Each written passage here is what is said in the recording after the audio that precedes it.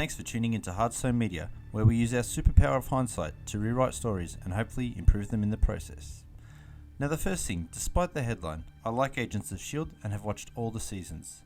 During this time, it's sometimes been my favourite show, and at other times, just something I watch to fill in time.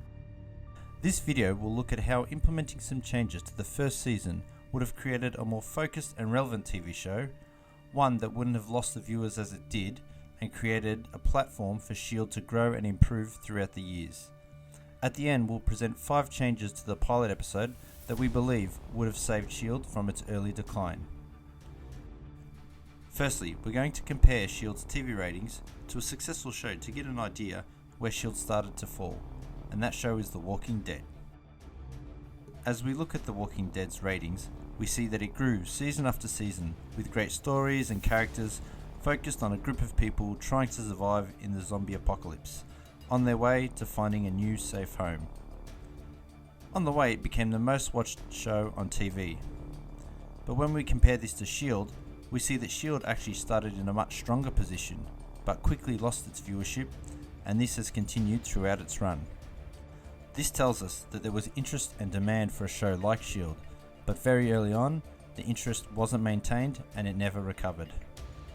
This gives us an opportunity to make some positive changes early on, which could keep many of the lost S.H.I.E.L.D. viewership watching for years to come. Firstly, we need to look at the reason Agents of S.H.I.E.L.D. was developed as a series and why it had such a large initial viewership. The answer to that is that it was connected to the MCU. When S.H.I.E.L.D. was launched, it was on the back of Iron Man 3 and Avengers. The MCU ship was sailing full steam ahead. Many people likely expected a show with Iron Man and Thor guest starring, and probably left early on disappointed. Now, this show isn't going to be able to get the A-list Avengers, but it can still exist within the universe. To make this happen, we need to realise that S.H.I.E.L.D. will always be secondary to the movies, and that the stories told will need to be within this framework. This doesn't mean randomly name dropping of an Avenger or an upcoming Marvel TV project. That isn't a connection, it's just jarring and it takes away from the story. This also doesn't mean having a connection to every movie. What it means is that the events in the movies most closely aligned to S.H.I.E.L.D. need to impact the series. To achieve this, we're going to need to change how S.H.I.E.L.D. is scheduled.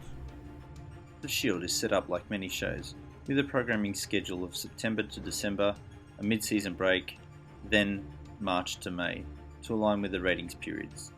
However, in the age of digital media and Netflix, these programming schedules need to be flexible and adapt to the needs of the show and its viewers.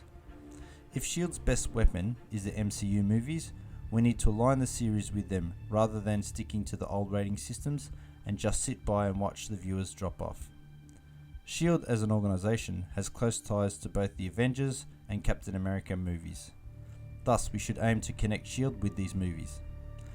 Luckily for us, these movies always occur in the May time slot. This allows us to position S.H.I.E.L.D. with a half season leading up to the Marvel movie, then a half season dealing with the consequences of that movie. Each of these half seasons should be between 8 and 10 episodes. This rescheduling will increase the importance and consequences of each season, giving the show a defined structure and focus. This would add an extra layer of depth and provide much more background and context for the events that occur in the movies. Well, for those of us that watch S.H.I.E.L.D. Questions like, why are the Avengers attacking Von Strucker? What happened to the rest of Hydra? How did Fury get a helicarrier? What events, besides Sokovia, led to Civil War? What happened after Civil War? What happened after Infinity War? S.H.I.E.L.D. being planned as part of the MCU can properly answer these questions and build this part of the universe. And those of us who only watch the movies, we would have the exact same experience as we already do. Now that we're connecting S.H.I.E.L.D. to the movies, we need to look at when and which movies. S.H.I.E.L.D. made an effort early on to connect to each movie, but that soon faded away. There was a big connection with Winter Soldier, which really boosted the quality and the story within S.H.I.E.L.D. Then partial connections to Age of Ultron and Civil War, but after that we only really got small connections and mentions. This half-hearted approach meant we didn't get the real connections to drive S.H.I.E.L.D. or the independent storytelling seen later on in the series. We had something in between. If we look at the movies S.H.I.E.L.D. will connect with, we start with Avengers and Iron Man 3. Though these occurred before S.H.I.E.L.D. aired, there are opportunities for us to use these movies as a foundation as to why this S.H.I.E.L.D. team are assembled and possibly build on the outcomes from those movies. The first movie we can connect with is Winter Soldier, and we saw how great that worked in Season 1. The second movie is Age of Ultron. Again, S.H.I.E.L.D. had some connections with this movie, but they weren't central to the S.H.I.E.L.D. story and were underplayed when they could have been epic. The third movie is Civil War. By now, S.H.I.E.L.D. was only partly acknowledging these events, but this movie should have had a major impact on S.H.I.E.L.D. just as Winter Soldier did. Our fourth movie is Guardians of the Galaxy 2. Now this isn't a movie we can or would connect with, but what this does do is give S.H.I.E.L.D. some free space to tell their own stories, free from the movies, but within the framework of the Sokovia Accords. Now we come to our fifth movie, Infinity War. This is obviously another game changer for the series and a great opportunity for S.H.I.E.L.D. to explore the aftermath of the snap. Leading up to Endgame, S.H.I.E.L.D. will now have to make a decision. How long do they continue to explore this post-snap world? This could be just the season between the two movies, or it could be expanded over many seasons.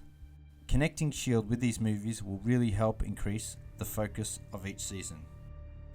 S.H.I.E.L.D. over the years has produced many good stories and surprising reveals, but at times there's been too many distractions with B stories and B characters taking away from the main story or our protagonist.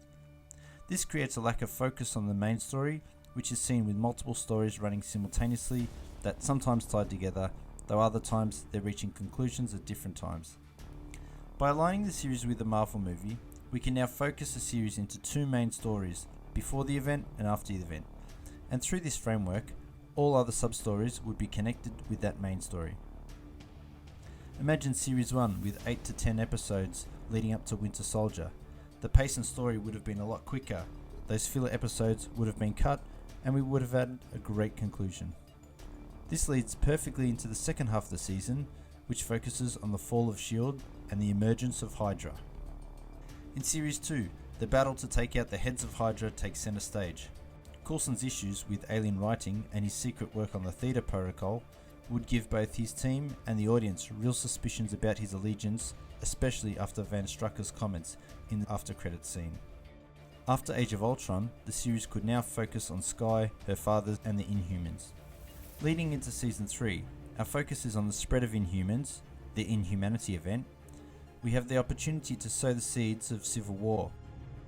After Civil War, we can now explore the world after the Sokovia Accords and how it affects S.H.I.E.L.D. But this is also the perfect time for Marvel TV to spread its wings and branch into a new show, focusing on fighting against the Accords, the Secret Warriors. This would all lead up to Infinity War. After Infinity War, we can explore the post-snap world.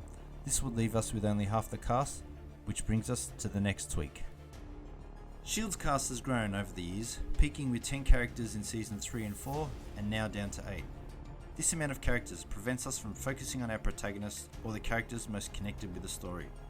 This is something that occurs on many shows. The Walking Dead in its later seasons is a prime example. In The Walking Dead, the cast grew and grew to over 20, and now we're lucky to spend 20 minutes a season with each character, outside the main few. S.H.I.E.L.D. needs to focus on one or two characters in each storyline, and have that character undergo challenges and growth. This doesn't need to be the same character every story, the focus can shift and evolve over time. This also doesn't mean we ignore the other characters, it just means that we spend our time and our focus on our protagonist. The best way to do this is to up the ante and start killing off our main cast. Over the years, S.H.I.E.L.D. has added many new characters, some of them really good, but these new characters generally don't stay for the long run, and the original cast are basically immortal. When we look at May, Fitz, Simmons, Daisy and Coulson, we basically know they're always going to be around. There is no real fear that they're in any danger, as all the original cast are still around, except for Ward, who was a villain. Then when you consider Ward as a villain stayed around for 4 seasons, even after getting killed, that's a long time. This also means that when new characters come in, we expect them to leave or die, as we've been conditioned for it. Trip, Hunter, Bobby, Lincoln, Radcliffe, Rosalind, they've all come and gone and didn't have the chance to stay and grow.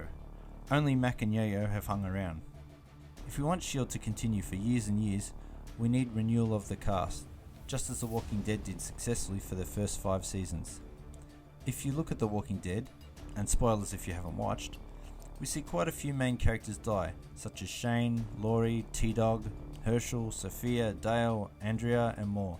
What these deaths did was create room for new characters to flourish, such as Maggie, Michonne, Sasha, Abraham, and even some existing characters, such as Carol and Daryl. It also creates situations that drive character development in the remaining characters, which is just as important. Now, The Walking Dead by its nature will have more deaths and renewal of its cast, but this renewal really served it well in bringing through new characters and creating new dynamics within the group. If we also bring this to S.H.I.E.L.D, the tensions will build and the consequences of dire situations will grow, as we now feel that our beloved characters are in real danger and we may lose them. This is something that's also been used really well in Game of Thrones. Along with this, any death or changes in the cast will create new dynamics and push the development of the remaining characters. So that's the main changes we believe, if implemented to S.H.I.E.L.D from the start, would have made the show more interesting, relevant, and kept it as a popular show until today. Now we'll present 5 changes to episode 1 that we believe would have fixed S.H.I.E.L.D and set it on a path akin to The Walking Dead. The first change is that we need to include Nick Fury from the start. Nick Fury is the most recognised face to appear on S.H.I.E.L.D. If we want to get the series off on the right foot, we need Fury to be involved from the start, setting the scene for the entire series. The after credits cameo he had was funny, but this show needs Fury to raise the profile and importance within the MCU. The way we build this importance is by Fury creating the team and setting the mission. The second change will be to make the team secret from the rest of S.H.I.E.L.D. Having Coulson walking around after being killed in the Avengers is problematic, though we can get around this if our team is on a top secret mission, specially created by Nick Fury, separate from the rest of S.H.I.E.L.D. And this mission would be focused on tracking down Caterpillar. After Iron Man stopped AIM, S.H.I.E.L.D. set about dismantling their operations. There was one group, however, they couldn't find any information on and continued to experiment with Extremis. The only name they have for it is Caterpillar. However, a hacker named Sky has found out more about Caterpillar than all of S.H.I.E.L.D. with all their resources. They take her in to get help. She accepts reluctantly. Number 4 is introducing our antagonist, Raina. We should include Raina from the start and make it clear that she is the head of this organisation. In the first scene when Peterson saves the Doctor, Coulson should notice a woman in a flower dress acting strangely. Then at the conclusion of the episode, when Peterson is subdued, Coulson should see her again but lose her after a brief chase.